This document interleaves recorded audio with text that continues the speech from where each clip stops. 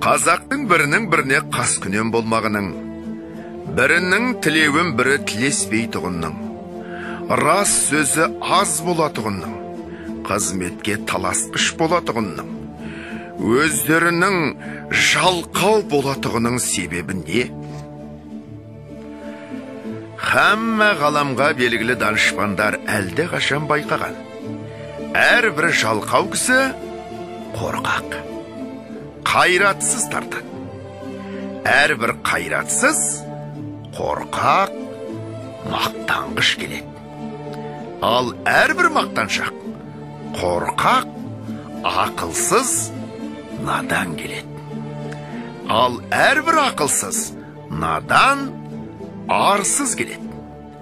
Әрбір арсыз жалқаудан сұрамсақ, өзі тойымсыз, тыйымсыз, өнерсіз, ешкімге достығы жоқ жандар шығады. Мұның бәрі төрт аяқты малды көбейтемнен басқа ойының жоқтығынан, өзге егін, сауда, өнер, ғылым секілді нәрселерге салынса, бұлай болмас еді. Әрбір мал іздеген малым көп болса, өзімдікі де, балаларымда малды болса екен дейді. Ол мал көбейтсе, малшыларға бақтырмақ. Өздері етке, қымызға тойып, сұлуды жайлап, жүйрікті байлап отырмақ. Қыстауы тарлық қылса, арызы жеткендік, сыйы өткендік. Барлық қызметімен біреудің қыстауын сатып алмақ, ептеп алмақ, тартып алмақ. Ол қыстауынан айырылған және біреуге тиіспек. Я болмаса, орынсыздығынан елден кетпек. Әр қазақтың ойы осы. Осылар біріне бірі достық ойлай ма? Кедей көп болса, ақысы кем болар еді. Малдан айырылғандар көбейсе, қыстауы босар еді деп, мен ананы кедей болса екен деп, ол мені кедей болса екен деп, әуелде ішімізбен қассағындық. Әрберден соң сыртымызға шықты. Жауластық, дауластық, партияластық. Осындай қастарға сөзім өтімді болсын, және ептеп мал жиюға күшім жетімді болсын деп, қызметке, болыстық, билікке таластық. Сонан соң не момынның баласы бөтен жаққа шығып, еңбек қылып мал іздемейді, егін сауданың керегі жоқ болады. Өз басын өзі осындай таласпенен кісі көбейтеміз деп, партия жиғандардың бүгін біреуіне, ертең біреуіне кезекпен сатады да жүреді.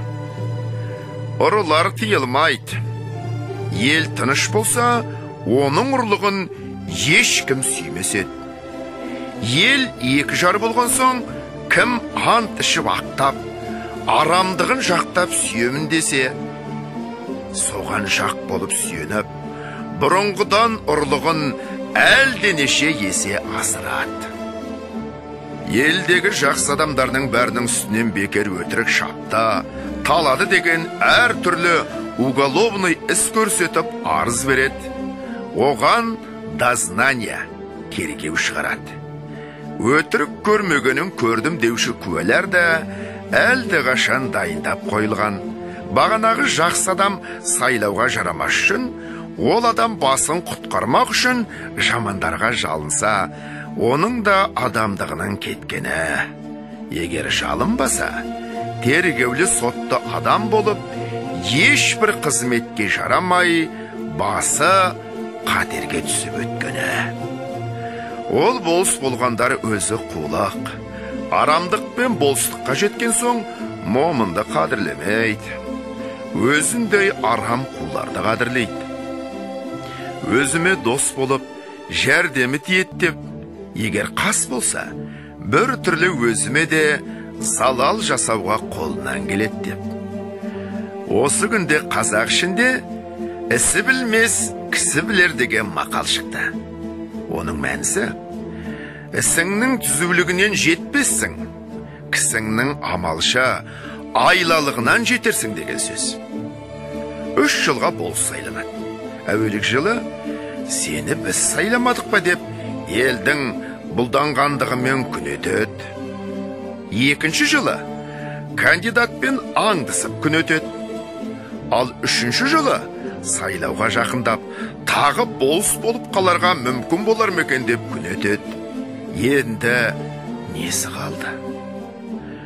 Осы қазақ халқының осындай бұзықшылыққа тартып, жылдан жылға төмендеп бара жатқанын көрген соң, менің ойыма келеді. Халықтың болыстыққа сайлаймын деген кісісі пәлен қадірлі орысша образование алған кісі болсын. Егерде орталарында ондай кісі жоқ болса, яки бар болса да сайламаса, уездный начальник бірлән военный губернатордың назначениесі бірлән болады десе, бұл халыққа бек пайдалы болар еді. Аның себебі, әуелі қызмет құмар қазақ балаларына образование беруге ол да пайдалыс. Екінші, назначение бірлән болған болыстар халыққа міндетті болмас еді, ұлықтарға міндетті болар еді. Уа және назначение қылғанда тергеуі, сұрауы барлығына қарамаса, өтірік арыз берушілер азаяр еді, бәлки жоғалар еді. Уа және әрбір болыс елде старшина басы бір би сайланғандық. Бұл халыққа көп зәлел болғандығы көрініп, сыналып білінді. Бұл билік деген біздің қазақ ішінде әрбір сайланған кісінің қолынан келмейді.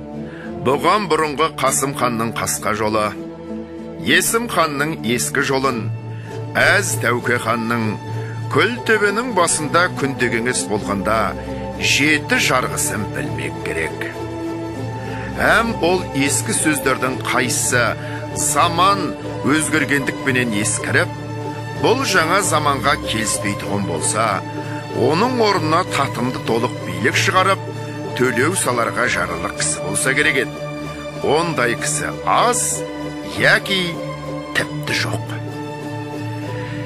Бұрынғы қазақ жайын жақсы білген адамдар айтыпты.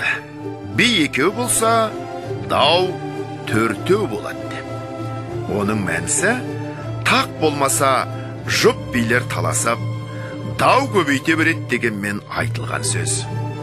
Өйтіп би көбейткенше, әрбір болыс елден толымды білімді шақ кісі билікке жыл кесілмей сайланса, олар түссе, жаманшылығы әшкере білгендікпенен түссе, әйтпесе, түспесе. Ол билерге даугер адамдар қарамай, екеуі екі кісіні билікке таңдап алып, үстіне біреуді посредникке сайлап алып, біте берсе, егер оған да ынтымақтаса алмаса, бағанағы 3 бидің біреуін алып, яки жеребемен сайлап алып жүгінсе, онда дау замай бітім болып